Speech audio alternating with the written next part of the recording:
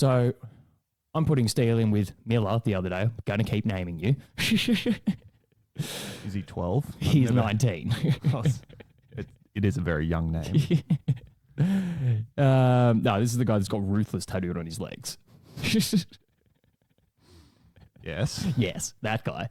Yep. So I look up at him and I go, can you check if you got your 50 mil there?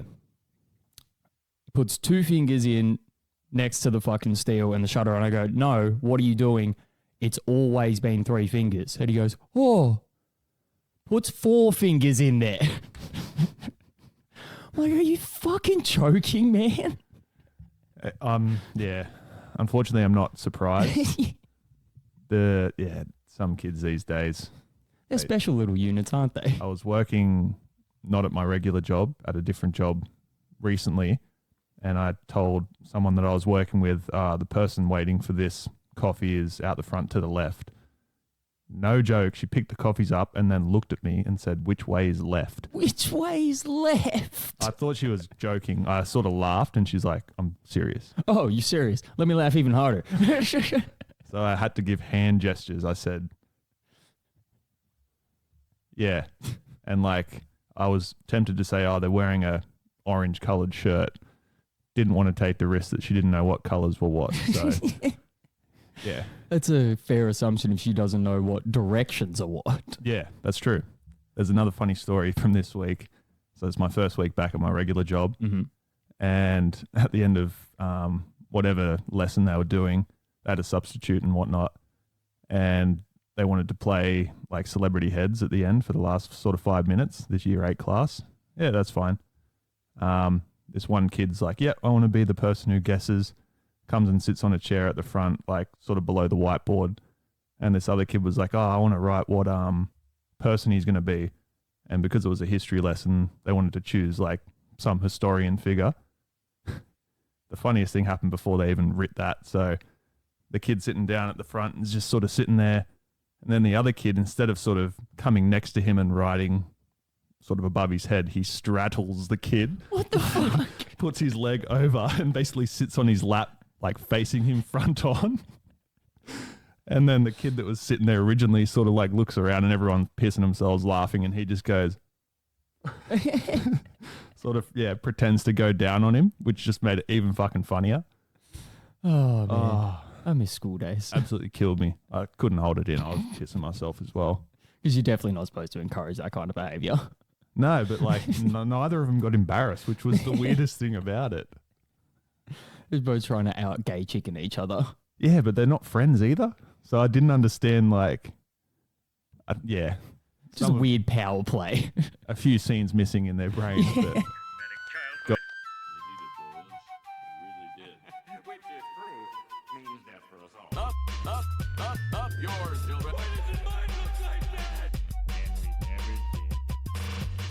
Welcome to No Kids 3 Money, a Simpsons podcast through the lens of time. It's your new favourite podcast about your old favourite show. Nearly stumbled there, but we got through.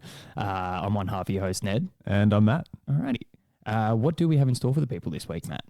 We've finally wrapped up season 1, so we are on to season 2, 10 and 20. Yes. Episode 1 of season 2 and episode 14 of 10 and 20. Yes. No. No? Only geeks sit in the front seat. From now on, you sit in the back row. And that's not just on the bus. It goes for school and church, too. Why? So no one can see what you're doing. Oh, I think I understand. The potential for mischief varies inversely with one's proximity to the authority figure. Well, yeah, but don't say it like that. You want to drop us with a synopsis there, man? Yep. Episode is titled Bart Gets an F. Synopsis reads, after fumbling through his book report on Treasure Island, Bart is ordered to study hard and pass his upcoming history exam, or he'll be in the 4th grade for another year.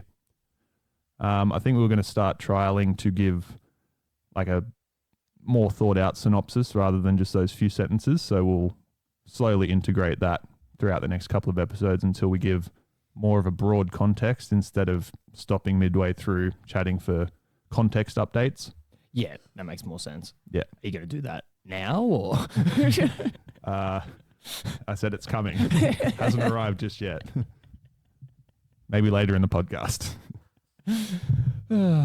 Alrighty. So obviously we started off with season 2 here, so it's the first appearance of the classic intro as opposed to the season 1 intro that has a couple of slight differences, which now that I'm thinking about it, I can't actually remember what those slight differences are. Is it really only the scene where Bart's sort of skateboarding past those people? In the season 1 iteration, it's a bunch of people at a bus stop and he steals the sign and they all go running off in the opposite direction. Yeah. Is that the only difference?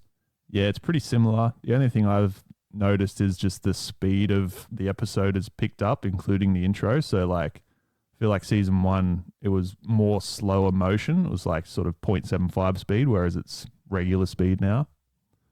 That's what I noticed. Okay, yeah, I do understand what you're saying. Yeah, the animation is actually a bit snappier. Yeah. Yeah. And my first note was that the animation looks better already. Although the color scheme's slightly off. Yeah. That gets worked on though. Yeah, but like when does that is it a conscious I'm trying to figure out whether that was like an actual conscious choice by the showrunners to make, like if anybody out there is watching, if they have maybe seasons of it on DVD, because I was questioning whether it was just sorry, say that? I have them on DVD. Okay, so maybe we can check this in our free time, but I was trying to figure out whether and we never did. I was trying to figure out whether it's just the way that, because Disney changes the frame. Yeah. Don't they? It's supposed to be shown in, what's it supposed to be shown like in? 16:9. Yeah, or they stretch the frame out so you don't actually see stuff in like the bottom and the sides or the top or something like that. Yeah. So I'm trying to figure out whether it's due to them changing the perspective of it, that the colors are a little bit different. Although I do vaguely remember Bart having this strange, like not orange, like pale, it's like a pale orange, almost grey shirt that he's wearing. Yeah. I think he's, apart from how he looks, he's more himself, as we sort of know and love from now on. Like his wit is a bit sharper and he's maybe not as clued on as he was in season 1, which shows straight away in season 2. Well, it's interesting that you brought both those points up. It's like, yeah, he is generally like quicker with a joke or a prank or something like that, but he's now sort of inherently portrayed as dumber. Yeah. Doesn't have those, I don't know, there was a couple of weird moments that we picked up on in season 1, like the Bart the General episode where they have him talking about war being a bad thing at the end of it. Yeah. Or just a couple of other sort of, I don't know, monologues, for lack of a better word, that he had during the season 1 episodes that aren't really true to his character throughout. Yeah. So what I'm thinking now is like they've cut a bit of the dialogue from season 1 and just made it more jokes per second from season 2 onwards, but then it for some reason reverts back to extra dialogue in later seasons. It's like they're wanting to give more context without just showing it. They actually have to say it to explain what they're trying to joke about. Season 20. That's what I mean. Like, oh my God. They've sort of cut dialogue for season 2 already and it's made it heaps better. Yeah, like, yeah, it's a lot. Everything just moves smoother.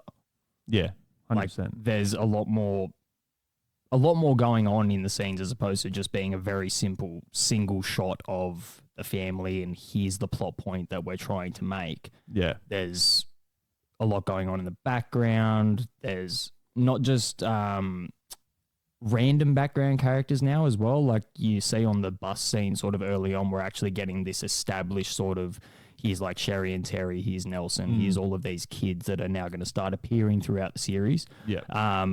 Which pertains to my third note, or one of my other notes here. Martin's voice has seemingly been finalized.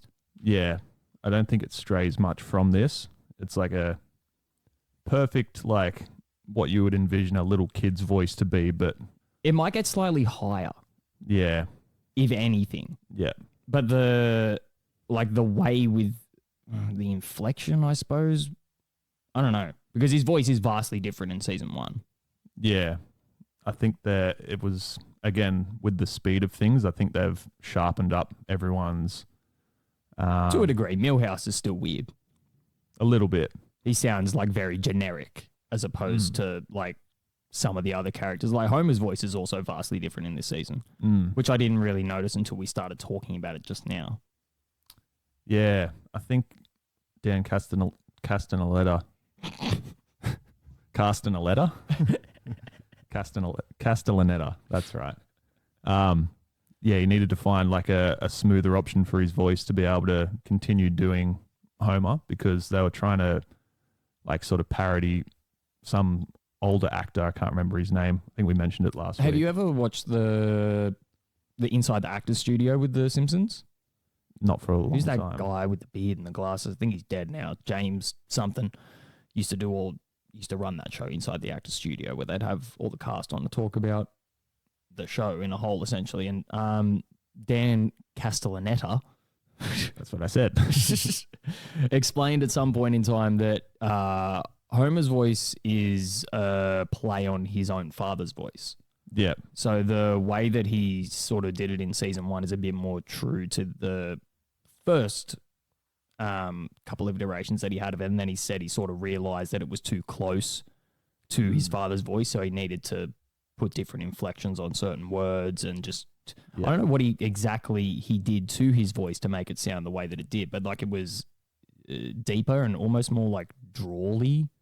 Yeah. In the season 1 episodes, yeah. as opposed to this, it's like, once again, it's like, you know, the point we've been making the whole time. It's just a bit more snappier. Yeah. I think it's worked well for all characters that we've seen so far in season 2. And I think Krabappel's talking role was also quite good. Was her voice always had she even really had that many talking roles in? Did she? Is this her first appearance? I don't remember her appearing in season 1. I think she's there, but as we've probably touched on with other characters, hasn't had a sort of big role yet. Yeah. Up until now. My next note is Homer says that he hates soup skin. In a later episode, doesn't he eat the skin off Lisa's soup? Fine, she doesn't get her skin. When does he say that he hates soup skin? It was when was it? I think they asked like, what type of soup does he like? Or what type of soup do they like? And they said no one likes soup. Or was that from a fucking show I watched recently? Now I'm very confused, but it does come up in this episode. It was something about soup. I don't have any quotes pertaining to soup. Well, I saw it. That is to say, I see that. Yeah, I don't know. I feel like we're going to explain a bit more of like the scenes of the episode so far. So, wait, what happens at the start of it again? Bart's playing a prank. Playing a prank? Yeah, he's playing a prank on someone, isn't he? He's fucking around in class during the book report. Yeah, he fails the book report. He cries then wolf. Yeah. Then first iterations of that. Do they have the meeting with the counselor straight after that? Yeah, the psychiatrist. Yeah. Yep. Who slowly like appears less and less throughout the seasons. Yeah, they used him a lot. Season 1, I think, is basically to show that Bart needs that extra attention to either focus or stay on the right path, essentially, instead of sort of swaying towards that mischievous lifestyle that he ends up landing on. Yeah. And it's funny, the psychiatrist does not hold back at all in telling the family and Bart in front of them how he feels about Bart. Yeah, what was that quote that I had written down? As shameful and emotionally crippling as it may be. Yeah. He has to repeat the 4th grade. Yeah. And that's when we see like one of the first uses of either like a thought to an alternate universe or like a thought to what could happen. Or a hypothetical, situation. Yeah. I think they used it towards the end of season 1, but this was like an episode where they've used it a few times and it's worked well. Like the scene doesn't drag on for too long, and it's using jokes in that thought process as well. Like Bart is a 50-year-old man with like liver spots on his head and shit, and he's still in the same classroom getting asked the same question and he still doesn't know the answer to it. But his son's in the class, Bart Jr., who then tells him the answer for it, and then they both get in trouble. I thought that was a good portrayal of just by Bart a 90-year-old Krabappel. Yeah. Bart just in that sort of never-ending spiral of, I'm not going to get any smarter, but he's also not putting any effort into it. Yeah, it's weird. Like, you get this constant back and forth throughout the episode. It happens probably like 2 or 3 times where he, like you said, he cries wolf and gets himself out of the test, but then proceeds to go home and not study. Then later on in the episode, he prays for the snow day, gets the snow day because he says that he wants to study and then wants to go outside and play with everybody. Yeah. But he's eventually convinced by Lisa to stay inside and study for the test. But we're also skipping over a little bit here. So earlier on, he goes to Martin in the schoolyard, is it? Yeah, I was going to bring up that like he's looking for someone to help him study and whatnot, but he completely ignores that Lisa is his sister, who's very smart. Like, Lisa's used like really weirdly in this episode. She's like almost just this shady background character, for lack of a better explanation. She just appears like in doorways 2 or 3 times and just says something sort of. I was going to say she's like the moral compass of the episode of like, this is what you wished for. You should be thankful for it, essentially. Yeah, hang on. I wrote something here.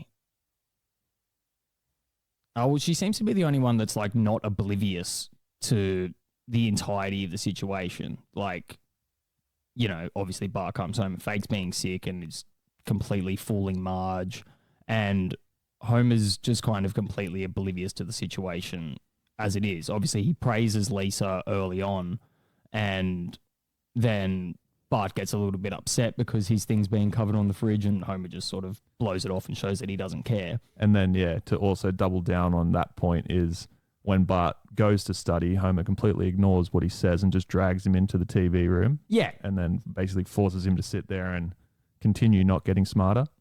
Yeah, so it's shown throughout this episode that he maybe shares a lot of the same traits. Either, like, they do share a lot of the same traits, and it's like very apparent that Bart does. I don't know, we've spoken before about Bart not respecting his father, which he doesn't to some degree, but he obviously looks up to him in some way because he gains a lot of these things from him. Like, we see Bart writing lines on the chalkboard earlier and Krabappel's speaking at him essentially because he's not listening, and it just devolves into her just saying blah blah blah blah blah blah blah. You're not even listening to what I'm saying. And he says like, I need to straighten up and fly right. That's a lucky guess. Yeah. And then later in the episode, Homer has the exact same scene. Yeah, when the psychiatrist is talking once again at him, not to him, because he's not listening, and the psychiatrist just evolves into saying blah blah blah. Yeah. Yeah, that's a good like paradox of, I think that's the right word for it, of where Bart's going to end up. Yes. I don't know. I'm going to say yes. Yeah, I think the episode was really good for establishing Martin's character and sort of the, what would be the word for it? But the realization that for Martin himself, that he's actually not popular and people aren't laughing with him, they're laughing at him. And being like a nerdy guy, you'd think he'd be able to clue onto social interactions like that easier, but it clearly shows that what Bart lacks in sort of educational knowledge. Is that once again one of those like weird, bigger or even unintentional like commentaries that they're making on society? Like maybe Martin's a little bit, because that would be sort of like autism-ish. Yeah. Yeah. Like being really intelligent but not picking up on social cues or anything like that. Not understanding that the kids are laughing at you as opposed to with you. Yeah, it's a pretty big like telltale sign of there's something not quite right in terms of they don't think the same way. It could be a sign of, some sort of... Yeah, I don't know whether I'm looking into these things too much or not. They're probably just showing it, I don't know. Like, I know autism's always been a thing, but in the early 90s, it wasn't really spoken about as much. Yeah, diagnosed would probably be a better term for it, because it was noticed, but it was described as other things. Like those people definitely existed, but they were described differently. I don't know.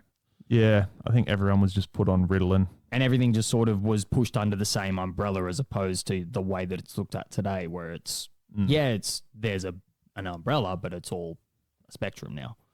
Yeah, and the sort of subcategories of autism have been all sort of squished into either a 1, 2, or 3 tier of autism. There's Yes. no like Asperger's or anything like that.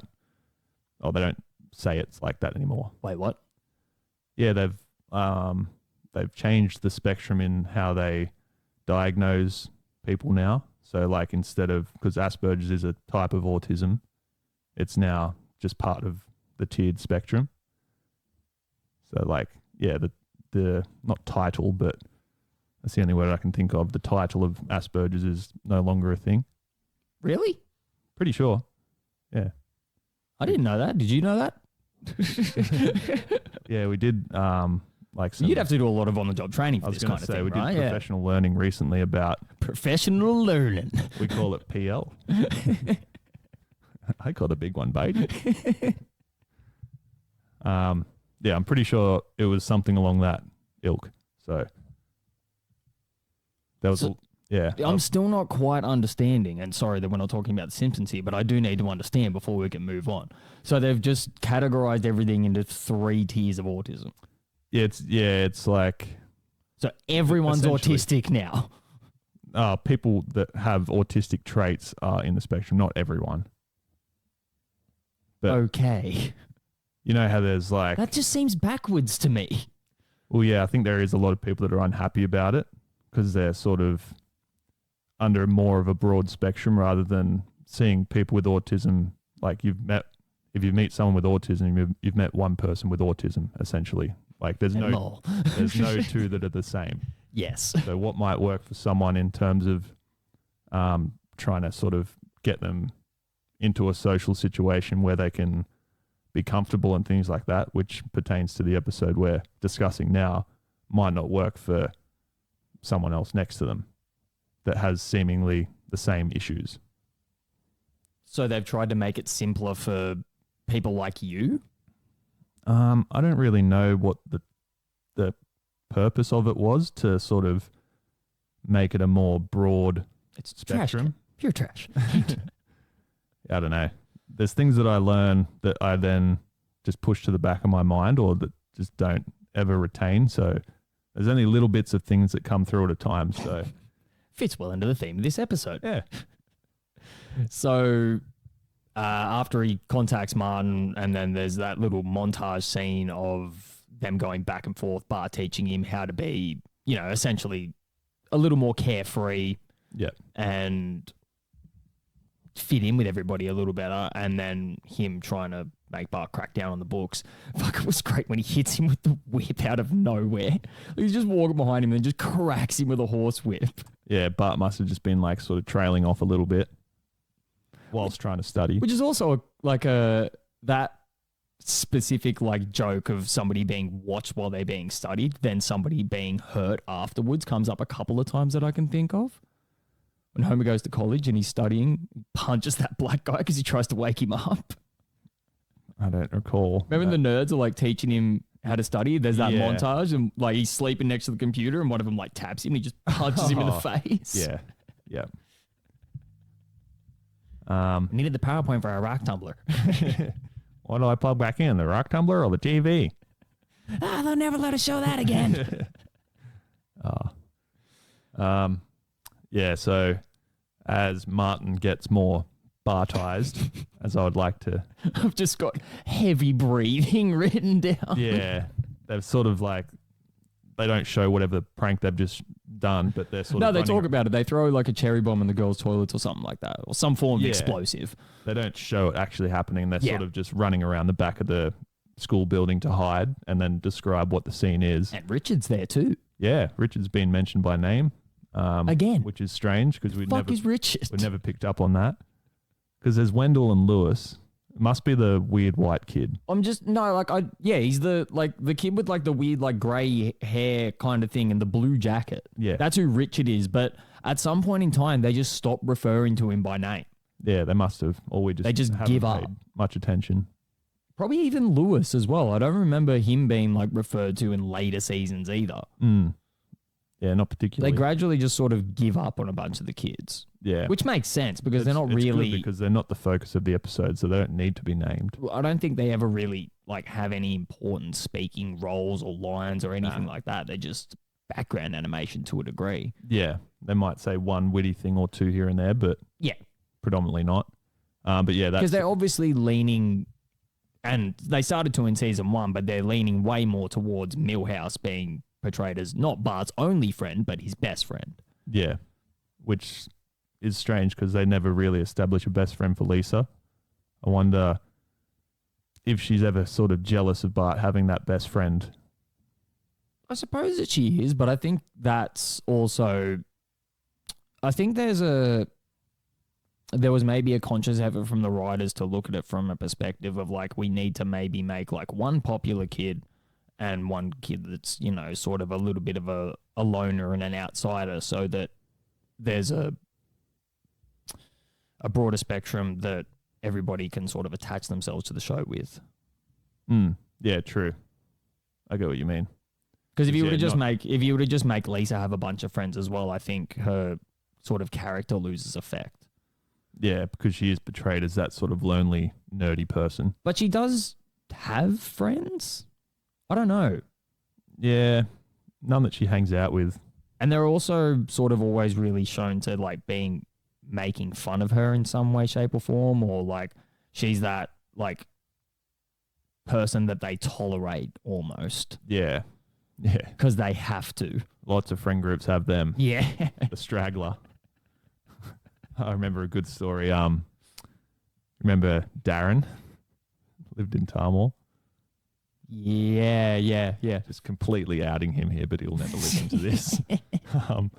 Like he was a couple of years younger than us. So like when me and Shaz were basically freshly 18, we'd just go up the shops and get a case of raspberry UDLs and like a deck of smokes, and then either go back to his place or mine and just binge drink it like beer bong it, or just, yeah, get fucking slaughtered. Anyway, this kid would sort of just hang around different parts of Tarmore here and there, and he sort of saw us walking to Shannon's place with this case on our shoulder, and he comes up to us like from behind. He's like, "Hey guys, what are you guys up to?" We're like, "Just going back to Shannon's, Darren." "Oh, yeah, sweet. Yeah, I'm not doing much. I got ciggies."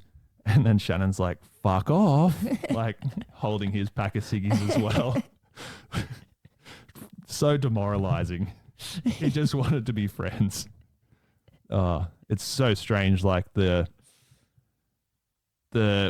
state of mind that you're in when you're a teenager compared to when you're in your 30s. Like you look back on things like that and go, "Fuck, why do we have to be so savage about it?" But at the time, you don't have a second thought at all. I don't know, and it's not even like a regret kind of thing. It's just like you know, you look back on it with a different perspective. Yeah. If you were to see some people that might have had the misfortune of seeing you at one point and you may have put shit on them. Yeah. Yeah, I feel bad about that. But what can you do? Yeah, it's one of those, like, you feel bad about it, but it's like, I can't turn back time. Yeah. So, It's a lesson. yeah. Yeah. You just try and be better from now on. Keyword, try. Some people make it very hard. Yeah, so getting back to the scene here, they just had this fucking brilliant visual of Martin just, what have you got written down? He just looks ravenous. And Sitting he's like, there just like, yeah, he looks just disheveled, like his fucking hair's a mess. And it's like he's never done a bad thing in his life. So all of this adrenaline is built up into him. He's like sort of shaking and he's getting a taste of being popular. just having this massive release of emotions. Yeah. And that's when he says the line like, "To the arcade," which is why we have this centerpiece today. Ah, The first iteration of the Noiseland arcade. Well, it does show up earlier in the episode itself, because Yeah. Bart goes there after he fails his first test or the book report. Yeah. I liked when Martin was running off and all of Bart's friends were chasing him. They were like, "Martin, Martin." Just like that weird pronunciation of his There was name. a weird cadence to that, wasn't it? Mm, And it like just trailed the off. first like 2 or 3 times they do it, none of them are in sync. Yeah. I don't know like why they made that conscious choice. Sort of like any sort of crowd participation. Obviously, a few people started off and then everyone gets involved. But there's only 3 of them. Yeah, a crowd. Three's a crowd. Okay. You are technically correct. The best kind of correct. Oh, we got to do a Futurama show at some point in time. What the fuck happens after that? That's when it goes goose. That's when it goes to the snow day. Your old favorite shoe. Don't make me relive that. That's when it goes to like the snow day scene, and then he finally like attempts to actually study and then fails the test again. I was gonna say, yeah. So basically, after Martin runs off and doesn't provide Bart with any help that he's promised him for making Martin cool, he then has to rely on his own wits and smarts to get him through this. Like, he actually has to study properly for once in his life, and just everything's a distraction. Like, I can relate to that through needing just pure silence and nothing to distract me to be able to focus on something properly. Like, doing any form of study is near impossible for me. Oh yeah, I always struggle with that kind of thing. Yeah. I was never able to concentrate on schoolwork outside of school. Even at work now, I'm literally trying to formulate a sentence to write, and as soon as someone starts talking, gone. I have to stop. Yeah. Yeah. Yeah, well, I'm surrounded by a lot of loud noises. Why As is soon it? as something happens, I'm just like, huh? What? I think the social awareness of people is still baffling to me. Like, you can look at someone and tell they're doing something purely by the fact of how much concentration you can see in their face. And by God, my face would be concentrating when I'm trying to do something. I'm not looking at anyone or talking to anyone. But why do people feel the need to come up and talk to you in that sort of state? It happens so often. Yeah. Yeah. Like, I don't want people to talk to me at the best of times or the blurst of times. You stupid monkey. I don't understand it either. It's so fucking irritating. Yeah. Like, especially in my line of work too. Like, you'll be using a hammer drill, drilling into fucking concrete, and someone will just come up to you and start mouthing something. And you're like, why? Fucking, why are you doing this? Or people that whisper in regular conversation. Oh, man. We know some of them. What am I trying to think of? Can't mention it right now. Oh, yeah. Anyway, back to the show. People that stand way too close to you. Oh, That's God. the worst. You'd love some of the kids in the support unit. When I'm doing Pokemon Club, they're like literally here Oh, my God. and talking loudly. And yeah, can't single them out, obviously. You just have to say, everyone take a step back. That one kid usually doesn't move. Yeah.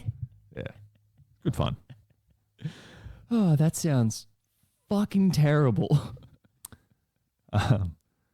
So back to the show. When Bart's trying to study, he's basically taken himself down to the den. In the den. And he has another sort of imaginative thought of putting himself back into what was it he's studying? Like the Federation? The signing of the Declaration of Independence, I believe. Yeah. Which is why the John Hancock thing comes up. Yeah. And that was my next point, is like he puts himself in that situation to try and focus on it more. And he's like slapping himself in the sort of imaginative thought as well, which I thought was quite cool. So he has to place himself there to be able to really soak in what it is that he needs to learn. And then even then fails at it straight away. It immediately imagines that it's snowing outside and all of the historical figures run outside and play in the snow. Yeah. Oh, look, John Hancock is writing his name in the snow. I just liked that use of the name John Hancock as well, being what you would call a signature. Yes. Is that before or after we see like the montage of everybody playing outside? That's after. Okay, because then we get that weird like couple of people that pop up during the, I'm not sure what song they're singing. They're just singing some weird, maybe like half Christmas carol. It's Walking in a Winter Wonderland. Okay, there you go. It's actually a song. Yeah. So Jacques, Sideshow Bob, and the RV guy show up in that scene. We haven't seen the RV guy since they brought the RV in season 1. Yeah, Jacques shows up a couple of times. As I mentioned, he's in the classic intro, as you would say. So he does appear technically in every episode. It's one of those things where, like, say you get a new car and it's not like a run-of-the-mill brand and like, oh, I've never seen this before. You'll see it everywhere after that. Yes. Because we're looking for him. 100%. Yeah, I never paid attention to that whatsoever. But because we focused on him for that one episode, it's all I can see every time the intro plays. But it's a little bit of a continuity error with Sideshow Bob being there. Yeah, it's that's like you put him in prison 2 episodes ago. Yes. Yeah, he's already out enjoying snow day. Yeah. I love with the community that like put him away. Yeah, he's probably arm in arm with Wiggum. Yeah, something like that. Yeah. He's pretty close to him. I love that, like, whenever something slightly random happens in Springfield, it's declared whatever day. Like, there's always Quimby announcing that it's, I declare this day snow day. Hey, It that's happens another one for- of those like through jokes that we haven't picked up on so far. I think it's maybe the first time it's happened. In That's our the first one formula. I can think of, yeah. Yeah, which is cool. I did actually have a couple of quotes written down from this episode that I haven't gotten to yet, Mm. which was like a nice, like this is starting to happen at the start of our episodes now. Like the season 1 episodes were good for a lot of establishment, but there wasn't any major standout jokes from it. There's nothing Yeah. that I can remember from season 1 that I'll quote, Yeah, but there's a good couple of like these that I can not only remember, but I've heard several people say before. yeah, I think notably your brother uses I got held back in the 4th grade twice. Now look at me. I drive the school bus. Like it's a fucking achievement. yeah. That was incredible. And I had to ask this question as well. Is this the first like speaking role or proper speaking role of Otto? Has he No. been shown before this? Yeah, he has. Is his voice vaguely different? It's way better. Yeah. Yeah, it was, I don't know. It's probably due to the speed of how fast they're talking now. It makes all the difference, in my opinion. Like, I don't know what they were, if they made it as a conscious effort to, now that they're smoothly able to portray their characters from scene to scene, because some voice actors voice multiple characters, but they can switch and change between them much easier and cleaner. Potentially, or maybe it's even just due to the nature that if you look at the season 2 episode as opposed to the season 1 episodes, there's a lot more characters speaking per scene. It's not just sort of like Bart and one other character or Homer and one other character. It's like if you look at that school bus scene that we were just talking about, it's like Otto speaking, Bart, Martin, Sherry and Terry. There's a bunch of other kids speaking in the background. Yep. Yeah, I think they've used them all for the right amount of time as well, which is what sort of is a takeaway from later season episodes, is just some of the dialogue is way too long, whereas they've purposely put these lines in for specific characters to see if they work or not. And just the length of time that it's not focused on a Simpson works really well. Yeah, it just breaks it up enough. Yeah. The season 1 episodes did become a little bit because you're so used to the season 10 formula of there usually being some form of subplot within the episode that you can sort of not drag your focus away with, but just sort of like keeps you invested because there's two things going on. Or if there isn't a subplot, there's generally so much happening, like they're just, going from scene to scene to scene, joke to joke to joke, that you're basically just trying to keep up with the pace of what's going on. I felt like, this one had a very similar pace to season 10 in terms of like jokes per second. It's a vast difference in between. Like if you actually want to like sit down as a viewer and watch the last episode of season 1 and then watch this episode, it's a major difference. Oh, it's monumental. Like I was thinking how long the break was between writing the last season 1 episode and the first season 2 episode, because whatever time frame that was, it's pretty amazing that they've made that drastic of a leap already. And I'd like to see the actual like difference in the writing team. Whether there's like more people or just people that have made good season 1 episodes have returned more prominently. They definitely added more people. There's definitely more resources on hand than what they had going on in season 1 because everything's sharper. I was going to say it probably goes to that point as well. Like having more people in a room discussing one scene, you're going to come up with an idea that the regular writers haven't thought of as to how to use a character or what a character should say. Like sometimes an outside perspective really changes the look and feel of something. Yeah, good point. Sometimes when you're like just sort of looking at something from one way for so long, you become kind of bogged down in certain ideas. Yeah. I Yes. agree. Have you got anything else? Nah. I've got like one or two other things that I did find interesting. Oh no, maybe just one. I feel like they're already planting the seeds of Lisa potentially having problems with Christianity early. I didn't write down the quote that she says, but she mentions something to the effect of just being a little bit disillusioned with, you know, a higher power. Yeah, right. Oh, that's right. Yeah, when the snow day happens and Bart's about to run outside and play, and she stops him at the door and says something about, like, I don't know if there is a God, but if there is and he did this for you, then you should probably go inside and study, because I heard what you said. Yeah, that's true. And it is questioned a lot through like other Simpson family members as well. Like the question of, is God actually there or real? Because Homer brings it up a few times. I know that for sure. I think he has already in the way we're watching the show. I was doing some mathematical equations and I accidentally proved God isn't real. Gives it to Flanders. Oh, that's pretty airtight. Can there this little doozy get out? Just put it on. Stapling it. Yeah. Yeah, it does pop up a lot. And yeah, I love eventually that Flanders turns into the devil. So damn good. Oh, yeah. He does too. He does do that. I'll just read this like last sort of overview note that I had for the entirety of the episode. The writers seem to be trying to send a message to kids through Bart somewhat seeing him slacking off instead of concentrating in school. Lisa being praised over Bart earlier on in the episode, and then Bart then tries to study, is distracted by Homer, which we brought up. Homer also being shown to have some of the same problems Bart has with concentration, and then them sort of making this point of Lisa being the only one that's observant of everything that's going on. Yeah. But once again, as we've mentioned in the season 1 episodes, even though she does voice her opinion, she's still sort of like pushed to the background a little bit. Yeah. I think that comes with like, say you are a younger person and you're around older people, being like family members and stuff. Well, it's typical middle child syndrome. They don't want to admit that you've gotten things correct and they either hadn't thought of it or didn't know the answer to it. I feel like, yeah, the younger the person and the smarter they are, the worse the older generation feel about them. To some degree, I can relate to that. I got made to look like a fucking idiot the other day. I tried to start this machine at work. It was like middle of a poor day, really fucking hot.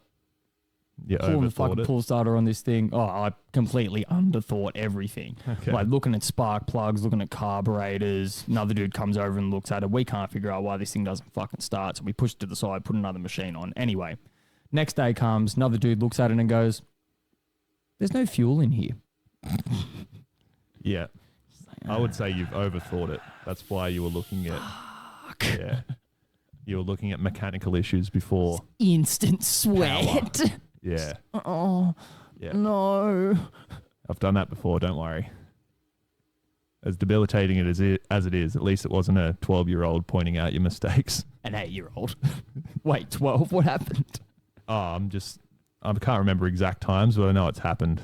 Like this week, they had some sort of math lesson and the interactive iPad thing wasn't working on the big screen, and I had noticed it. I just didn't say anything. So This I'm is like, a Magic 7. I didn't want to I thought I was going to overstep the teacher SLSO ratio of me saying, "Oh, sorry, teacher, the screen actually isn't working." I thought they'd get upset at me for whatever reason for bringing that to their attention. And then I was sort of just like, okay, I'll just let it run because the kids aren't saying anything or paying attention, so it doesn't really matter. Then one kid goes, "Oh, miss, the thing actually isn't on the board." And then she goes, "Oh, where were you on that one, Matt?" I was like, oh, God damn it. Or yeah, something like, "Thanks for that, sir." I'm like, yep, no worries. You've got one fucking job, cunt. Yeah. Well, she should have looked at the board also, but basically it's just trying to defend my honor here. Where were you on that one, dipshit? Yeah. If I was the teacher in that aspect and I knew the SLSO well, I would have done that for sure. That's fucking great. Yeah. Oh, fantastic. This Valentine's crap has gone too far. Oh, Edna won't even let me clap her erasers. My Barbara will no longer pleasure me with the French arts. The gal I'm stalking had me bumped back to 200 feet. Oh, That's too far. Okay. Season 10, episode 14. Yeah. Yes. Titled "I'm with Cupid," Synopsis reads, after being caught in a lie regarding American labor hours, Apu showers Manjula with extremely lavish gifts in the days leading up to Valentine's Day, which earns him the ire of the Springfield husbands. Yeah. So straight away, the first thing I noticed is Bart leaving his assignment until the last minute is just like a massive through line from the last episode. We literally just spent 20 minutes talking about Bart being an underachiever and proud of it. To actually quote the fucking episode, which is, I didn't realize that that's where that came from. I thought that he said it and that quote wasn't placed on him as it was. What, the underachiever? Yeah, the underachiever and proud of it thing. Oh, You yeah. used to see that on Simpsons merch all the time. Yeah. I believe I got like a couple of like random pencil cases or, mugs or something like that as a child that had that on it Yeah, okay. with Bart's picture. Interestingly enough, always with Bart in like a blue shirt, something like that. Why was he always in a blue shirt in merchandise? He was, even in some of the older toys that I have, he's always got a blue shirt. Because I don't remember him ever wearing one. Unless it was in the very first episode that I now sort of can't really picture, but I feel like it's always been orange in the show. Yeah. I don't remember. Yeah, his shirt's always been orange and his pants have always been blue. Fucking weird. I Maybe don't know like why they did that. Whoever manufactured shit originally just fucked up the colors and then just went, we've made them. Let's just send them out. Could just be bootleg ones as well.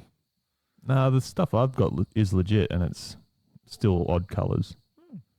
I don't understand. Yeah. Question for another time. Yep. We'll get back to that one. And we never did.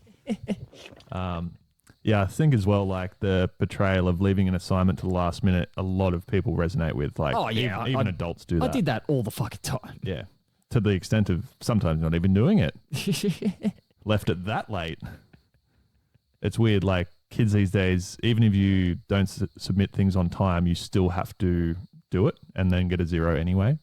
It's Really? just to demonstrate that you have applied your knowledge to be able to do whatever assignment it is, but because everyone has the same due date, it's unfair to then mark them even if they submit it late, but they still have to produce the work. Okay. I suppose that makes sense. Yeah. But some kids still wouldn't, obviously. Yeah, but then they get a thing called an N warning, which is if they don't do it, then they put their school certificate in jeopardy and they have to do it. Yeah. Right. Yeah. Some kids still don't. Yeah. So it's like a slave camp is what you're saying. Yeah, we do serve gruel. So you're blackmailing them. Well, if they want to succeed somewhat in life, at least have to pass 10th grade. I suppose that makes sense. Yeah. Yeah, I love the depiction of the working model of the digestive system and the whole sort of back and forth Bart and Marge had in that scene coming up to it. So like Marge is tucking Bart into bed and then he then says, Mom, can you help me with an assignment? Yeah, sure. Awesome. It's due tomorrow. And then basically says, yeah, I'm not going to help you out this time, mister. And then he's like, okay. And then she goes, I'll go and get all the supplies for you. Ooh. I'll get you the supplies, but you're doing it. And he's just like, okay. He's just sitting there smiling at her. Yeah. Fine, I'll do the whole thing. And then that smug look on his face after she leaves. Yeah. The successful, my plan has worked perfectly. Well, Mom, you did a really great job. I haven't turned it on yet. Oh, I'm never eating chili again. Ooh, chili. I feel like if that was in a later season episode, we wouldn't have found that as funny because it was sort of like... I've started saying thinking the about that, joke. whether I'm actually going into these season 20 episodes with a little bit more prejudice than Yeah. what I should be. We definitely are. It's really hard to keep an open mind at this point, though, because we've been But it is so fucking vastly different. so optimistic as well. Like, we are really trying to like it. It's I just, have enjoyed slightly a couple of episodes. That is like the most backhanded compliment I've ever fucking heard. It's slightly It was all right, I guess. good. Yeah.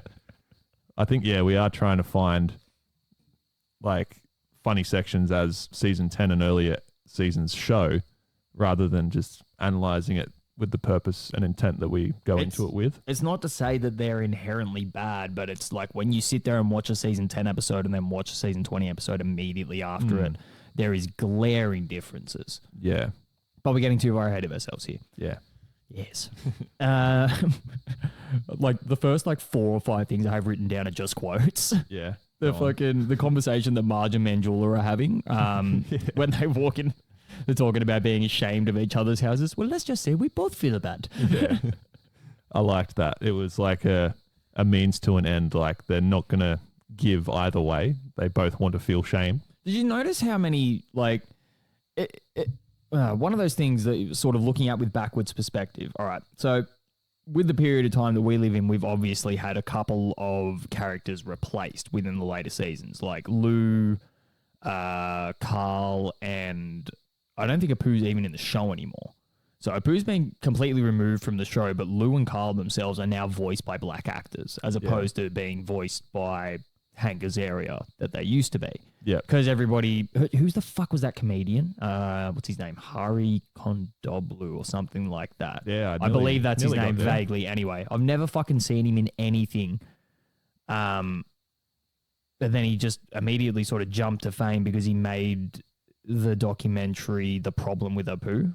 You ever seen that? I haven't watched it, but there was a lot of furor about it a couple of years ago. About it? Furor. Yes. Believe it's a word. No.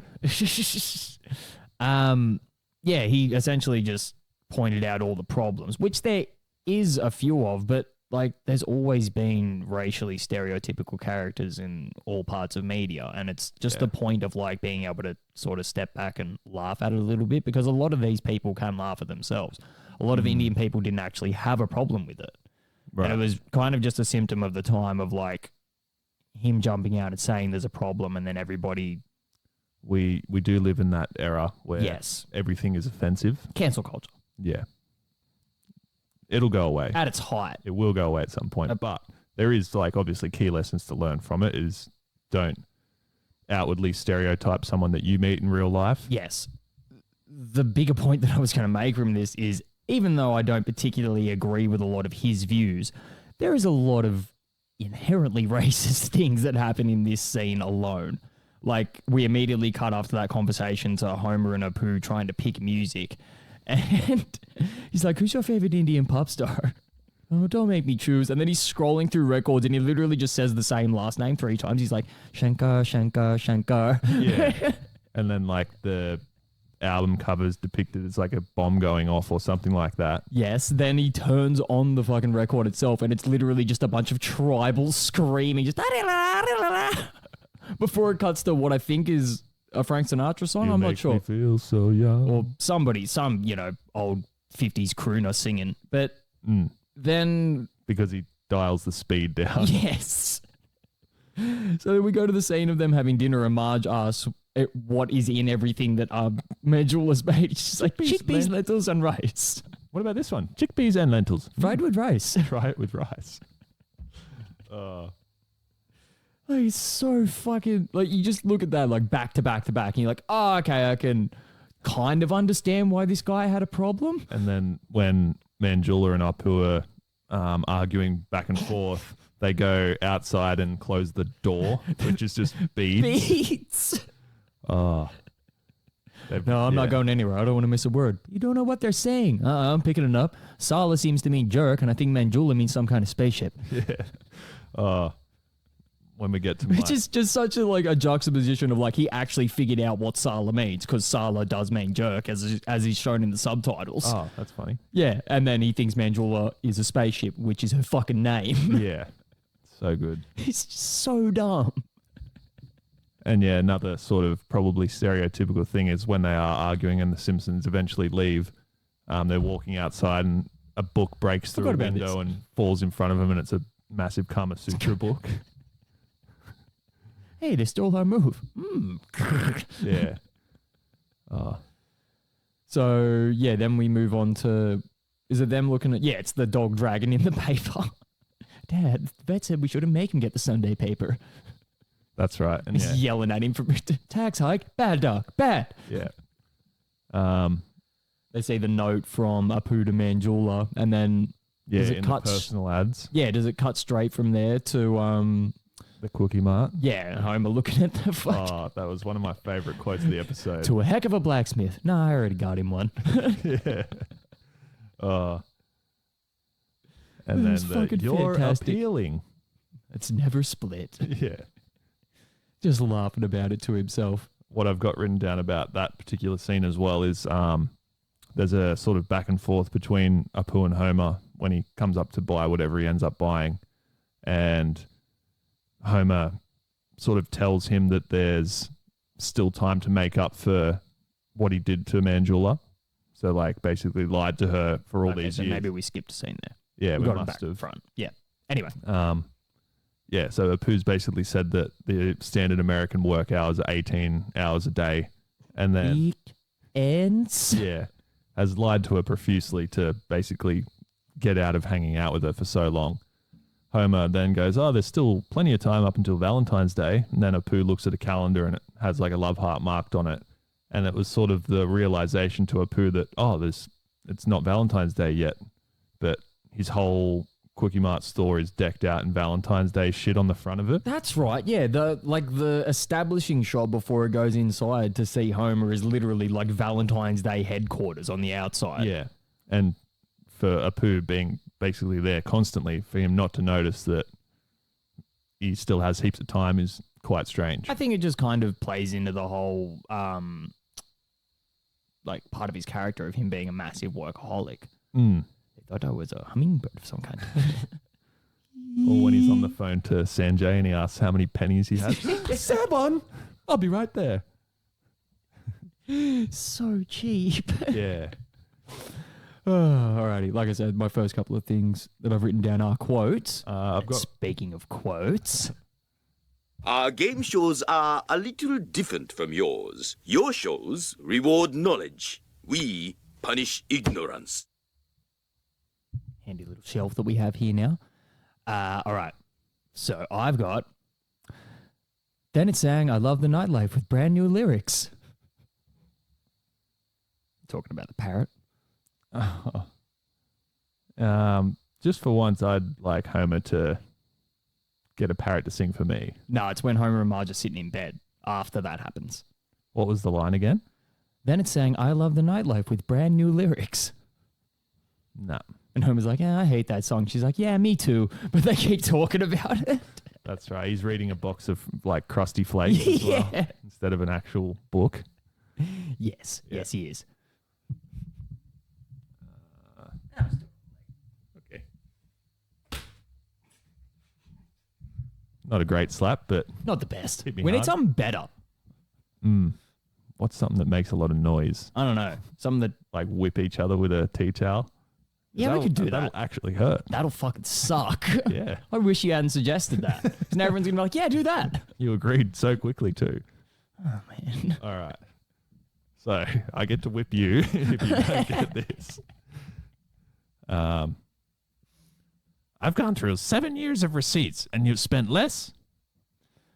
Less on gifts for me than you have on temporary tattoos. Yes. But Marge, the Taco Bell dog. Here, boy. Here. Damn it. There will be no slapping this week. Slapping day over. You get to slap me again, actually. We'll just call it even. Okay. That thing doesn't make a satisfying enough noise. Yeah. It'll be better next week, I swear. My next note is you see like a few scenes of like Manjula and Marge hanging out playing badminton and stuff like that, and then Homer and Apu I think are hanging out as well. Do we ever see the Nahaspima Pedalons hanging out with the Simpsons apart from when they got married there? No, not that I can think of. Like, not hanging out as friends, I would say.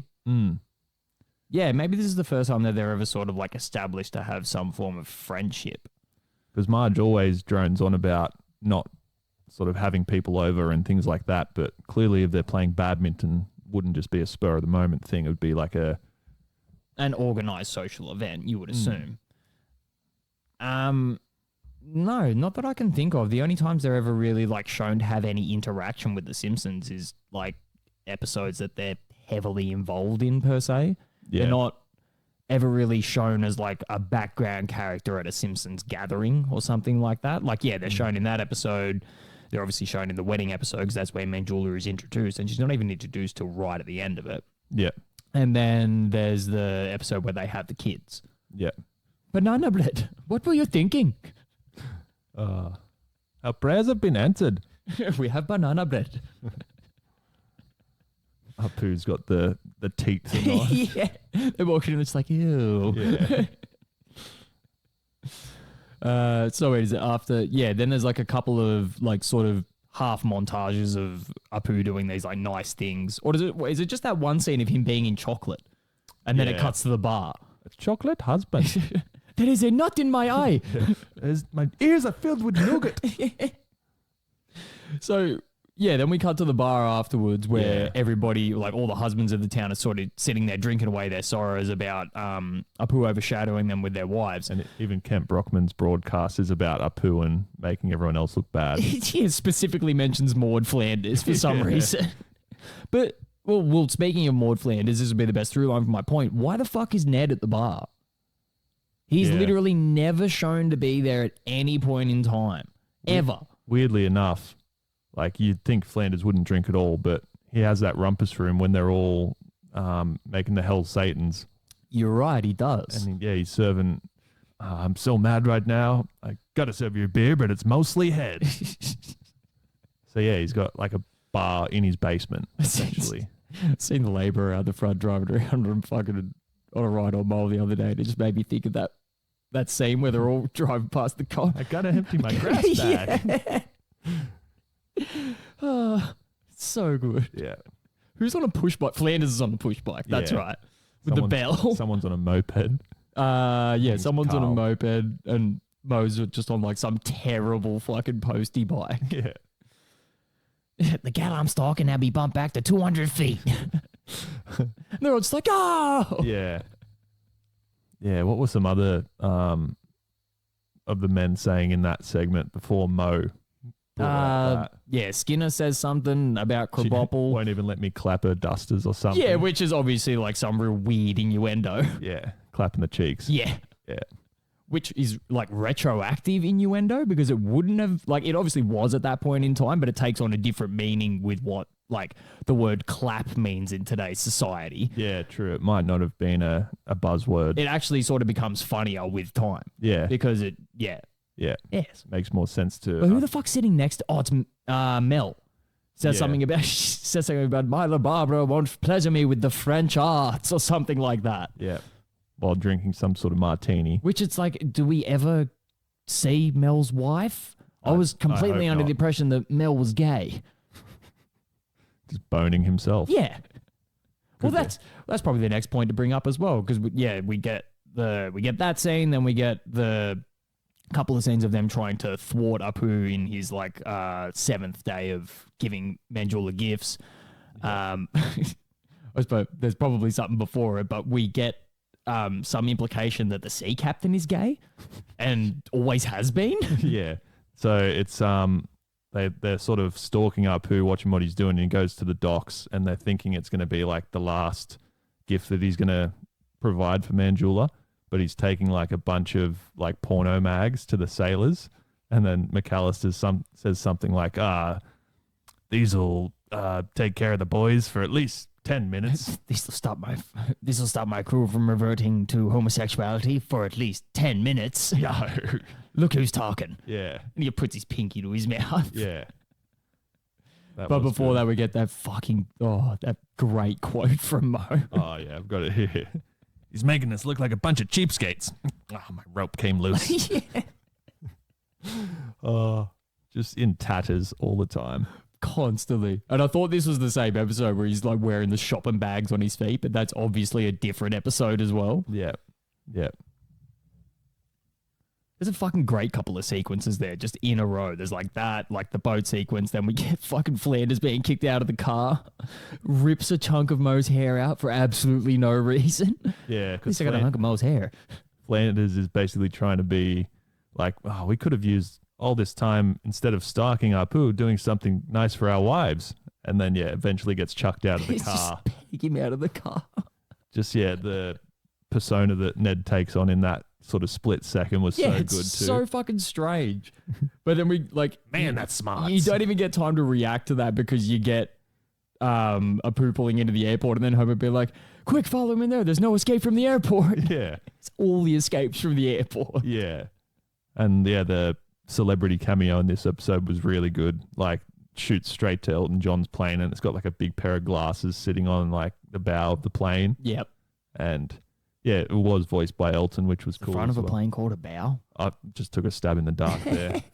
If you say it with enough conviction, it's believable. I nearly believed you for a second. Then I was like, I don't think that's right. Or it might be the port. Am I thinking boat? What the fuck? Am I thinking boat terminology? Does it not apply to planes? No. The cockpit area? That sounds right. I think it's just the nose of the plane. Nah, it's the bow. That will be done. And yeah, after they sort of see Elton and run into him in the terminal, Elton sort of trading niceties with them, and then goes, "Oh, here's a Grammy." It's the second time Homer has thrown a Grammy away in the show. Yeah, my note was like, why are they always disregarding Grammys? Is because it like, for some reason it's like looked at as the inferior award show. Emmys I are the don't big know ones, why. right? Is it like the Emmys or the Oscars? Probably. Oscars, yeah. Yeah. So Grammys is like Oscars is movies. Emmys reserve is grade. TV. Huh? I said I think Oscars is movies. Emmys is TV. And yes. Is Grammy like the musical awards? Yeah, Grammy is musicals, Yeah. and then Tony's is stage performances. Yeah. Yes. And what were the dud awards that they've been brought up in The Simpsons? A soapy? Yes. Yeah. Obviously soap operas. Yes. Mm. But yeah, why do they disregard musical talent so much? I don't know. Throwing away the Grammys, like he throws it off the building once. Oh, it's a Grammy. Throws it off the fucking... Throws it back up at him. Yeah, that's right. Hey, don't touch the garbage down here. Yeah.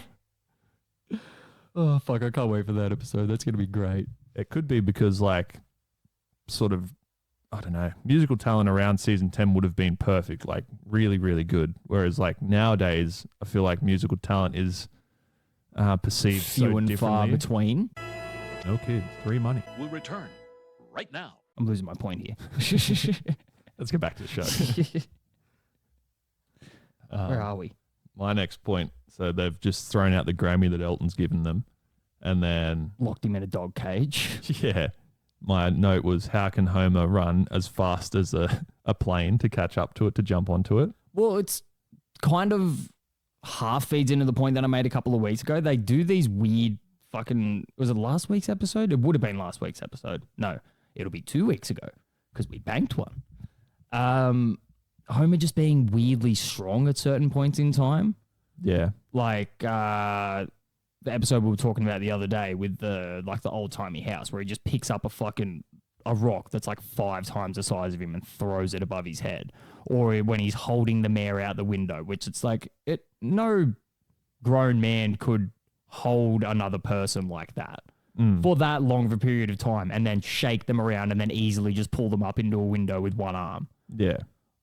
Or, earlier in that episode where he's just fighting off a group of like 30 people with his legs and carrying one man while protecting another. Yeah. It's like, isn't he constantly shown to be unfit and, eat like a slob? Yeah. How does he have the physical strength to be able to do all of these things? True. And then punch on mid-flight with Mid-flight. Rider Dan. Well, the second last note I have for this episode, sarin gas. They make sort of like a half joke about that before, which is a fucking crazy thing to be making jokes about. Like, Was it some like nerve agent they used in the war? Or it's a war whatever? crime. Using sarin gas is it's against the Geneva Convention. Yeah, okay. And he just makes some joke that it's like, what does he say? It's Greenpeace surplus. Yeah, it's like, they're reusing it, repurposing it. Yeah. Weirdly enough, I saw something come up in my Instagram algorithm of some dude looking at like the trail that those sort of planes leave in the sky, or like random sort of straight lines you see that go up or down. Yeah, I didn't really understand what he was saying at first, but he was like, "Oh, yeah, these people don't even know that they have this happening all around them. It's 8 o'clock on a Saturday morning." I'm like, "What's this cunt talking about?" But by the end of it, it was just some conspiracy theorist, some random looking dude Oh, chemtrails? They thought it was chemtrails. What the fuck, man? It's Yeah. water vapor. Yeah. Like, Yeah. fucking... He was just getting blasted in the comments too. Like, Oh, man, these look at people this are so idiot walking fucking up dumb. and down the road talking to himself about, vapors in the air, Yeah. essentially. It's like, what are you going to do about it, man? A through line to real life. Yeah. And the one quote that I have written down is when Apu sees Elton John after Homer and the Skyrider have taken off, and Apu's like, Elton John! And he's like, that's my name. Well, not really. What is his real name? It's like Reginald Dwight. Yeah, it's... Fuck. Yeah. That's bad. Yeah. He's also the second artist to play on top of the Quickie Mart. Yeah, apart from Paul McCartney. Which is like a crazy fucking register of people to have, I can't think of many other specific like musical performances in the show itself. Well, there's the Michael Jackson Go to one. hell, you old bastard. Was that actually the Ramones? I don't know. I'd like to think so. I assume it was. Yeah. Well, they have no trouble pulling talent to the show, clearly. Yeah. Like, After a period of time, people would have been begging them to come on the show. yeah. But there was, like I said, there's only a couple of musical performances in the show that I can. In Sync. The party- obviously that party was boss also there. episode. Yeah. Michael Jackson does one, but he's uncredited. Well, there's a Yeah. lot of conspiracy around that. Is that the Maybe we'll Leon have to, Kompowski? yeah, we'll one? have to look Yeah. into that at some point in time. I'm pretty sure it was him, but he just didn't Didn't want to be. want his name on the episode for some reason. That was a Maybe he pretty was early going through episode. some things at that point in time. Fiddly diddly. Allegedly diddly. Woodley.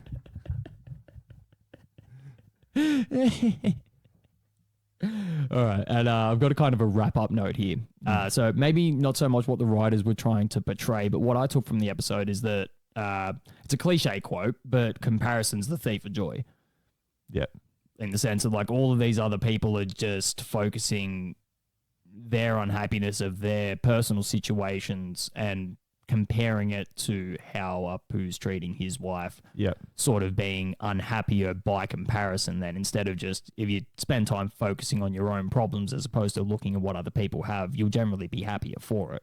Even if your own problems don't work themselves out, if you're not sitting there constantly focusing on what's going on around you and how other people have it better. Yeah, everything always looks greener from the outside. Like, I think we sort of touched on that in a real life conversation Did you just earlier put like this morning. two quotes together? What the fuck was that? Greener from the outside? I don't even know what I said, honestly. Don't make me recall things. As I said, say it with enough conviction, it sounds convincing. Till I question it 3 seconds later. Stop doing that. Stop that, Mr. Nedwood.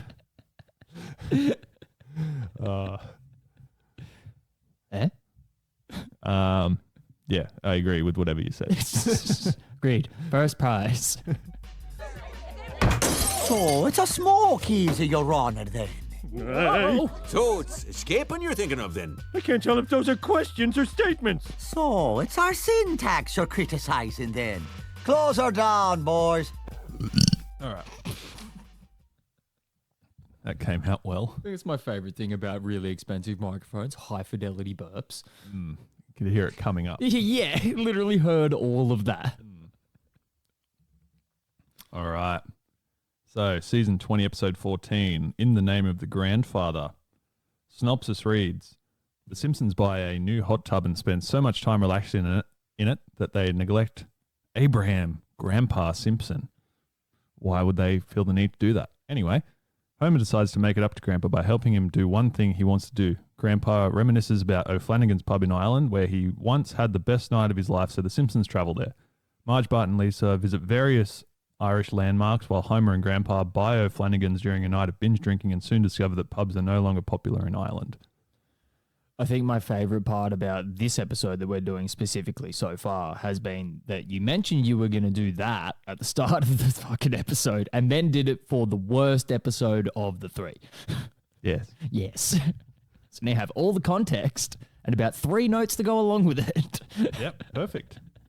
just when we needed it the most. That synopsis probably has more written down than what I have for this episode. Literally, my first note is Flanders shower cap mustache because that's the only thing that stuck out to me. Yeah, I liked that. I don't remember anything from the sequence of them buying a hot tub or anything like that. Oh, they go to like a home and garden show or whatever. Yeah, so the first scene is them pulling up and seeing that it's some sort of home furniture type show, and the kids and Homer both arguing to Marge, saying like, "Oh, you told us it was going to be something cool," essentially. Yeah, both the kids pipe up and say like, "Oh, you told me it was going to be," Bart's like, "You told me it was going to be like a video game show," and Lisa's like, "You told me it was going to be this," and then Homer's like, "Oh, you told me something, but I wasn't listening." Yeah, which fucking pertains to me for like the next 15 minutes of this episode. Then, It's just so hard to pay attention to it. They all get out of the car, and then Homer says to the kids like, "All right, this already annoyed me from the fucking start. Let's work on how we're going to whinge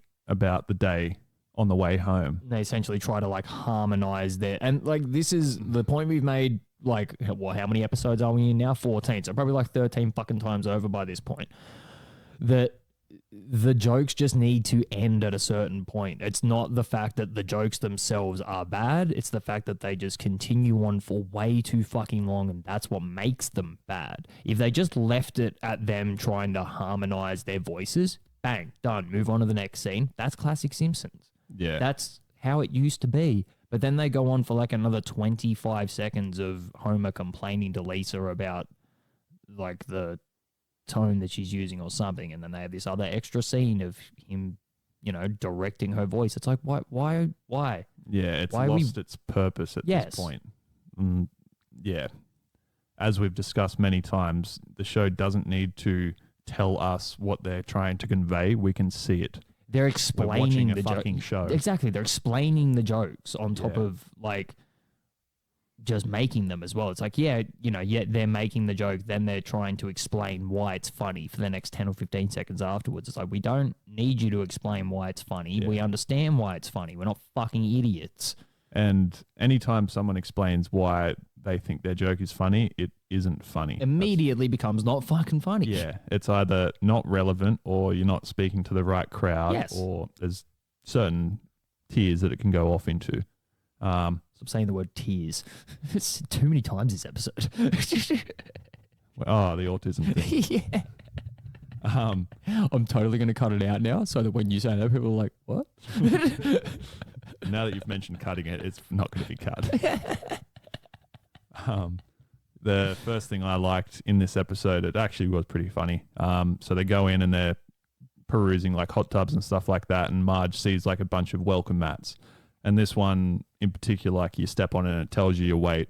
And Homer steps on it and it's sort of doing like robot noise, like beep, boop, boop, beep, warranty voided. Your weight is warranty voided. Yeah. That was pretty good. Sorry,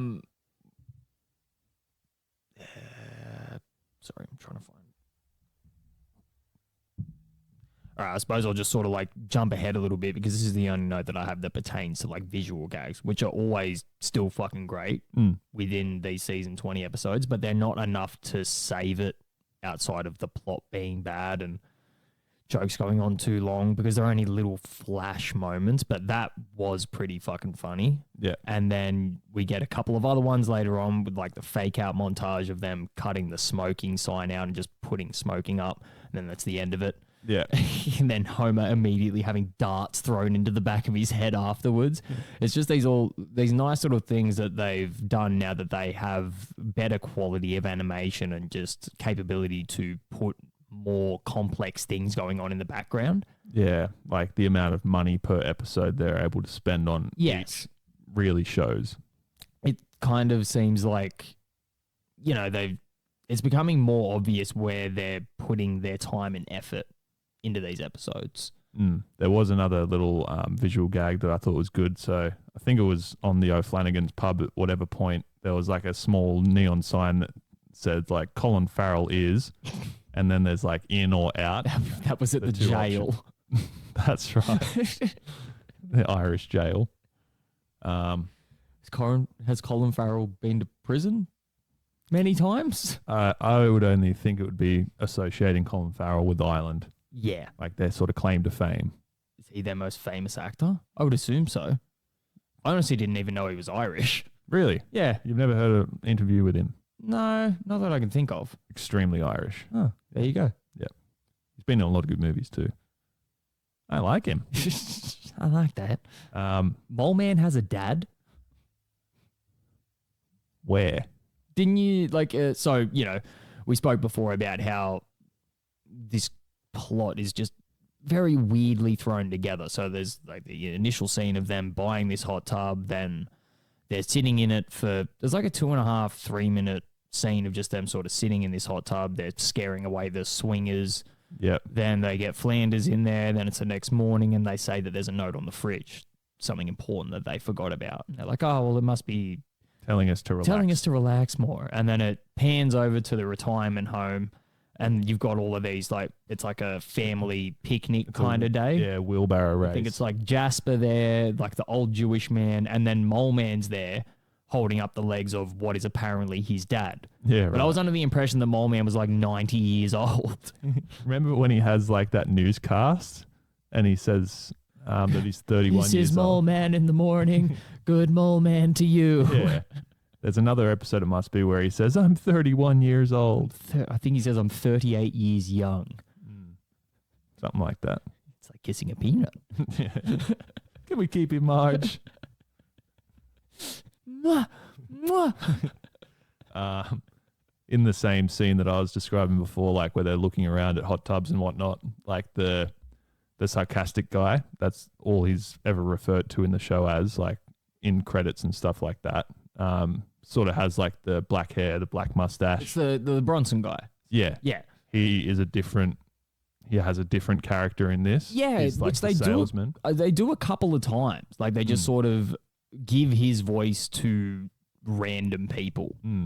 I don't know whether that I don't ever assume that it's out of laziness. I think it's just one of those things that it's like that guy's voice fits perfectly, but we can't literally put him in every single one of these situations. Yeah. It's good. Like that voice is perfect for all situations. Yeah. I think they need to use him more. And that I don't think I've ever said that about a character because they usually use them to a good extent. But I feel like in the way we've watched the show so far, we haven't seen him much at all. Not that I can think of, no. Like maybe once or twice. Like they always use him sparingly, which is good. And like one that I can think back to is, just this thing's set to evil. The switch on the back of the Krusty doll. Oh, the Krusty doll. Wait, have we done that episode yet? Nah. That'll be a Treehouse of Horror. That's the Froget episode. Yes. Can I go now? They contain potassium benzoate. That's bad.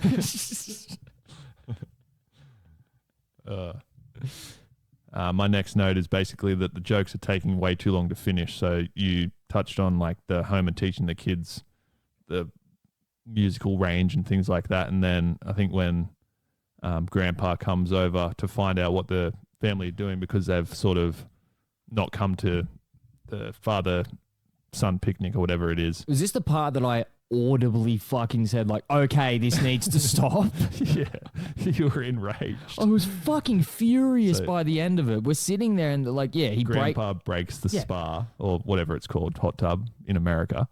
And then, yeah, they sort of, the family flop around on the ground like a fish and like sort of in their last breaths type thing. They just keep flopping. I understand the point of the joke. If you've ever, caught a live fish, it generally does that. They jump around for a little bit, they stop, and then they sort of have this last gasp of like jumping around. Yes, we get it. We understand the joke, but it's kind of niche unless you've ever caught a fish before, which you could probably say like, let's just be generous and say 50% of the people watching it have caught a fish.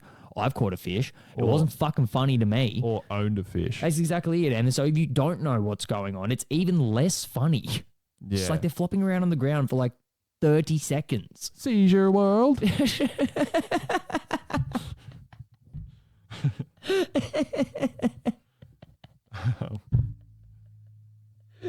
Fuck, that was good. That's a good episode whenever we get to that too. So what's I think it cuts straight from that to them in the kitchen talking about like trying to make grandpa. Oh no, they don't even go to the next scene. They just literally pull out the list right there and then and start going down the list of like the things that grandpa wants to do before he dies. And Homer's then reading through it and then says, there's one that's underneath my finger that I can't read. And then we're going to be doing that one. Yeah. Yeah. Then, I don't know, just nothing about this episode like seemed to move smoothly for me. Like the next joke that they make about them looking at the plane and not actually being on it was just like, I don't understand. This is pointless. It doesn't really move the plot forward in any way. I think, they're trying to outsmart the room in some aspects of instead of just telling the joke and moving on, they're trying to explain the joke as we've covered already. Yes. And have a visual to it as well. Which I think in their eyes makes it seem funnier. Because like I've said, around this season 20 period of time is really when you're looking at shows outside of it becoming majorly popular. Yeah. Like, Family Guy, American Dad, all those kind of...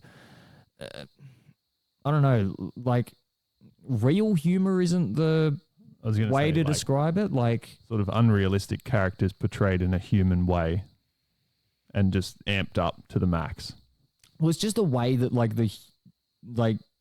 I don't know, the comedy in those shows is extremely direct as opposed to The Simpsons. Like you look at the season 10 episodes and like even like there's really well-crafted jokes in there that you don't understand as a kid. Yeah. Kind of thing. Whereas like you watch those other shows and everything is explained to you and that's why it's funny. Yeah. I think. It's weird to think that season 20 came out when we were finishing high school, like around the 2010 era. I didn't need that today. You're welcome. Thanks, man. My back already hurt. Like, it's weird to think the show had already reached that point of losing what we loved Ned, about it. You've aged terribly. Yeah. I think there was a scene in this episode where Grandpa's reminiscing on his time at O'Finnigan's or whatever. That's the next scene that I wanted to go on to. It's another one of those jokes that just goes on way too fucking long. He's Irish dancing on a table, then another table, then he goes outside, and then he's like Irish dancing across the fucking countryside. Yeah. It started to annoy me until it got to this one point where he's literally dancing on top of someone's grave, which is a fucking crazy joke to make. Yeah. And then the person mourning someone with the flowers has like the outfit you would wear if you've recently been widowed. It's the only one I'll let them get away with purely because of the... Like, if he just went into some random street and started dancing with people, I would have been furious by this point and probably turned the episode off. Yeah. But the fact that they made a dark joke out of the end of it, I was like, okay, they can have that one. My point to this particular scene was like, why are there so many dancing montages in season 20? Like... Not just so much dancing, but dancing, like musical montages and that. It's... now I can understand why people don't like Grammys. I suppose it makes a little more sense. Yeah. Yeah, they are relying on these weird devices, though, in these later season episodes. They're like moving just... I don't know whether they're trying to take chances or... Yeah, that's sort of what my next note is about. So I've written like, when did the writers start making plots so in-depth and lengthy, and that they've gone for more like of storytelling / dialogue over well-timed wit or character placement? That to me is what the difference between season 10 and 20 is. Just dialogue. Yeah, there seems to be too much of it in certain places where it doesn't need to be. Yeah. Like the scene of, they go to the pub, then there's like them sort of enjoying themselves. They have a big night out, and then they wake up finding out that they've bought the pub from the guy. And there's just that weird ass lengthy scene of him explaining, like, here's me fixing a window, here's me doing this. And And think back to like the Viva La Flanders episode and how good that was. Like a night that they didn't remember and they woke up and they're fucking married to someone else. And they explain how everything happens in like 30 seconds to a minute. It's just like, boom, here's what happened the night before, done. Here's how we're dealing with it. Yeah. Whereas they spend way too much time with this random Irish guy establishing him as a character, and then he literally just backs out of the scene and doesn't come back. It seemed strange to me Yeah. that they gave him so much character or spend so much time focusing on him. And he's like, they focus on him when he starts and he's watching like an old horse race. Yeah. And is lamenting about the fact that no one wants to come to his pub. It just seemed very fucking strange to me. Yeah. That they're like putting him there for almost no reason. Yeah. I don't understand. They didn't really need an extra character. No. My next note is can't remember who it is, but they sort of break into somewhere underground, and that's where they're brewing Guinness. And the two like cauldrons, one says bog water, and one says chocolate, and they're all filtering into one that says Guinness. You might know the ingredients, but you don't know the ratio. 50-50? Then gets attacked. Yeah. Yeah. I had a Guinness for the first time not long ago. Which was also weird to me as well. Like that sequence is Marge, Bart, and Lisa seeing the sights in Ireland, which Bart is becoming increasingly annoyed with because there's nothing really there, apparently. Yep. But Lisa's the one that sneaks into the room. Yeah, I thought it was Lisa as well. Yeah, I just didn't understand that decision that they made. It's like obviously Bart has always been portrayed as the troublemaker, and yeah, Lisa's curious kind of thing, but like her character is just like someone that never really steps a foot out of line. Yeah. Especially when it comes to those things, like maybe not stepping a foot out of line is the wrong thing to say, because she does when it comes to things like her own beliefs. Like I mentioned earlier, she's in that season 2 episode, she's starting to become a little bit disillusioned with Christianity. Then we have that whole episode later on where she becomes a Buddhist. Yep. And accepts that as her main faith. So you do get these sequences where she like stands up for herself or like does do the wrong thing, for lack of a better term. But what was I trying to say? Why didn't they use Bart? In that it just instance? seemed like a strange choice to me to make Lisa be this like troublemaker for like a minute-long scene. Yeah. Like why? Yeah, at this point she's well established as who she is. Yeah. Yeah, I get what you're saying. Strange. And then the more that I actually sit there and think about it, the subplot of them going around Ireland doesn't really serve the episode in any way. No. It's just sort of this like breakup sequence in between what Grandpa and Homer are doing. Yeah, and this ties in well with my next note, is like there's another fourth wall joke, essentially. So I didn't notice it. It's either Bart or Lisa say this first line, which is, so what you're saying is we've run out of fun stuff to do. And then the other says, yeah, pretty much. And it sort of really hits to the point of the writers are even including their own frustrations and thoughts into the show. So it's another writing is hard. Yeah. Which they've already done a few times in season 20. Literally like 2 episodes ago, which in like those season 9 redo that we did at the end of the Aqualia episode. Yeah. That's the last line. Homer's sitting there like imagining all of them as like a monster truck and a hamburger or whatever the fuck he's thinking. And he says out loud, writing is hard. Yeah. It's like, that's They're just getting lazy. like, I understand like, yeah, that's a fourth wall joke and stuff, but just I think, no effort whatsoever. we should maybe look into like who is writing episodes predominantly now and how big the team is and what had changed from season 10 to 20 in that aspect, like which key members are still there and which aren't. Maybe that will sort of narrow down who's writing these terrible episodes. The thing that I've started thinking right as well is what kind of role did David Cohen, the creator of Futurama, have within the show itself? Can't remember. Because I think he was like quite high up within like the showrunners and the writers and stuff like that. He was one of the first few credits to pop up. It seems like the quality kind of dipped after people like, so, sort of just adding on to the point that you're making, seems like the quality kind of dipped after people like that really started to pursue other avenues. Like we spoke about before, Conan O'Brien and stuff being on the like earlier seasons, writing like the monorail episode and things like that, which are some of the most classic episodes of all time. But then you start to see these people get popularity in their own right or move towards these other avenues that they need to spend most of their time Well, yeah, on. funnily enough, like we've obviously I think it was this episode 9 one where Uda's wearing the Futurama t-shirt, which was a year before Futurama debuted. And from season 10 onwards, it sort of slowly trails off into not as good anymore, and which is when David Cohen would have left. And Yeah. Futurama was fucking incredible. That's like, that was the next point that I was going to make. It's like, if you watch the first 5 seasons of Futurama, they're some of my favorite fucking episodes of television ever. Obviously, like, you know, you compare it to like some of the golden years of The Simpsons that we're talking about here. It's all top tier stuff.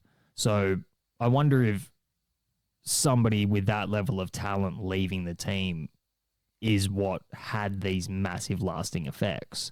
Yeah. Or like you said, it'd just be interesting to look at who was writing throughout season 10 and then look at who's writing throughout season 20 and see throughout the period of years, like, okay, this person sort of made these kind of jokes or like had this kind of writing style, and here's where they dropped off, so you can really see the difference in it from this point in time. Yeah.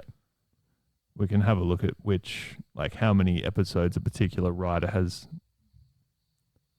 And we never did. And my next note is I've only got 2 more, and one of them is literally just me talking about how much I fucking hate this episode. my 2 pertain to, like, some scenes are quite good, but then when going to the next scene, there's no journey in between. And that's what it is in real life as well. Like, the destination is a means to an end, but it's what you do on the journey there.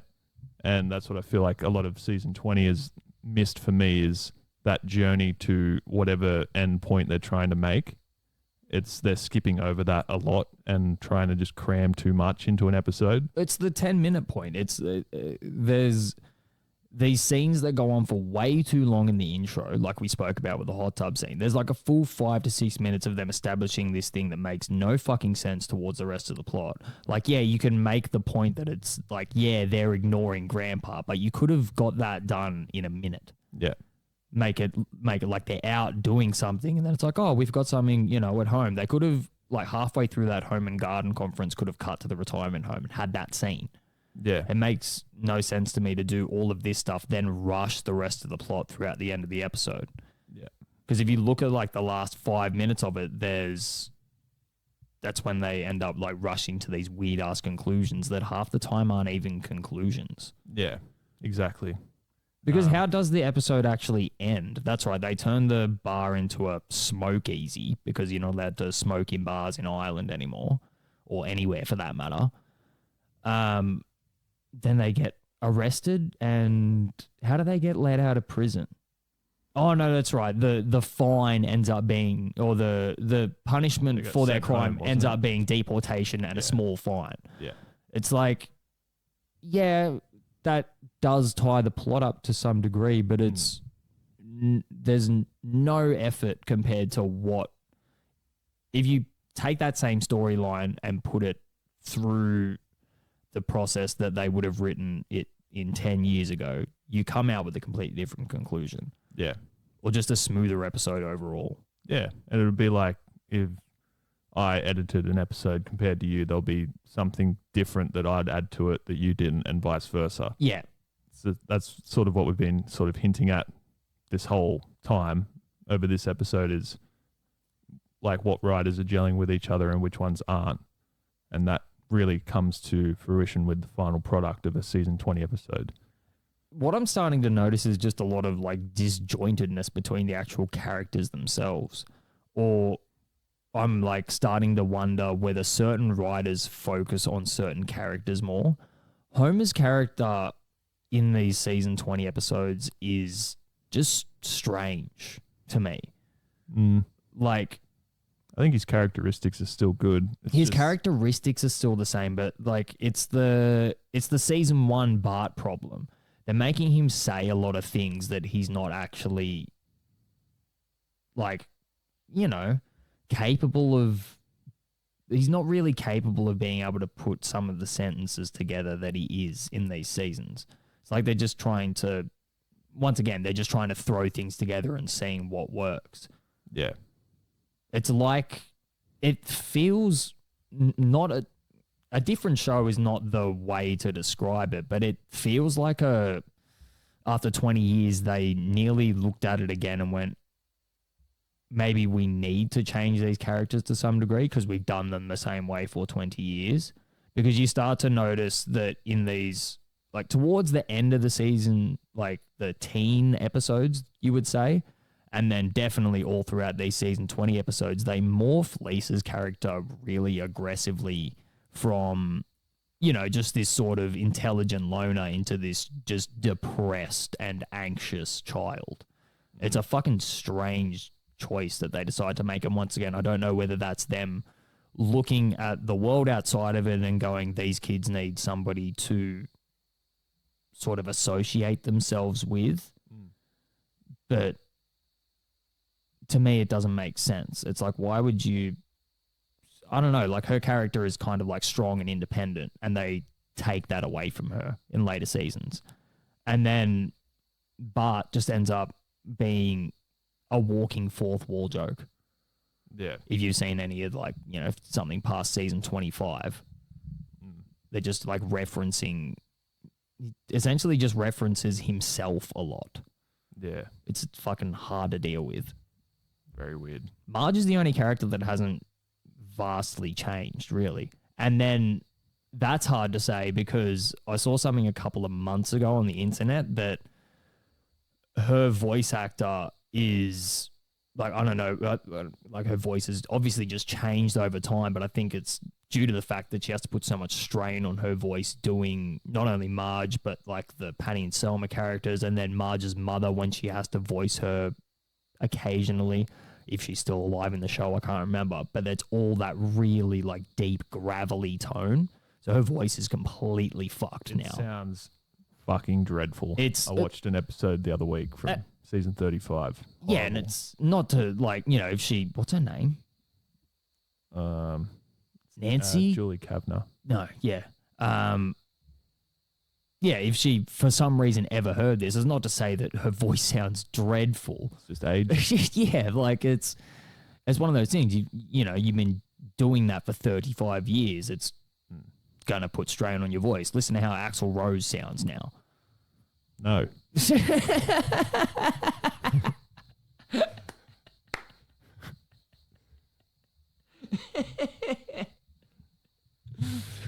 Oh, fuck. I feel like, yeah, that's how I felt at the end of this episode. Yeah. Just no more. Have you got anything else written down? I'll just leave you with like I don't think I laughed once out loud through this episode. I don't actually know what the message was or if it had one. The plot made sense, but if that's the best thing you can say about it, that says a lot. Yeah. It answered a question that no one asked. No one needs the fucking answer to it. Yeah. I don't know. There's just... Last week's episode wasn't that bad. So I don't know. They've been very hit and miss. Like I said earlier, maybe we're coming into these season 20 episodes with a little bit too much prejudice, but it's hard not to when you're watching something that is so perfect 2 minutes before it. And then you're dropped into... We got such a treat with the season 2 episode and the season 10 episode this week. Yeah, the season 2 episode was fucking thoroughly enjoyable. Yeah. Really tainted our minds watching that season 20. But again, it's just the jokes aren't the same and it's clear. Yeah. Yeah. And that was, you know, I always thought that's how this was going to work out anyway. I just didn't think that it would happen so fast. So maybe you're just going to see us get like way angrier over time. Yeah. Like I don't see it getting any better is my point. And that's worrying. Yeah. We'll cross that bridge when we get to it. Yeah. But in the meantime, you can find this episode on Apple, Spotify, any of your streaming platforms. There's like 30 that it's on that I'm not going to go through the list of right now, but you see them on Acast and it's like, oh, nice. I didn't even know that existed. Apparently some people listen to it on Amazon Echo and that is weird. They're like listening to it through like their fucking Alexa and stuff like that. Oh, yeah. Doing housework and shit. Yeah. Nice. We're also on YouTube now. Yeah. Beautiful setting that we have behind us. Mm-hmm. And I can't think of anything else to say. No. Got nothing. We'll see you guys next week. Bye. Up, yours, children.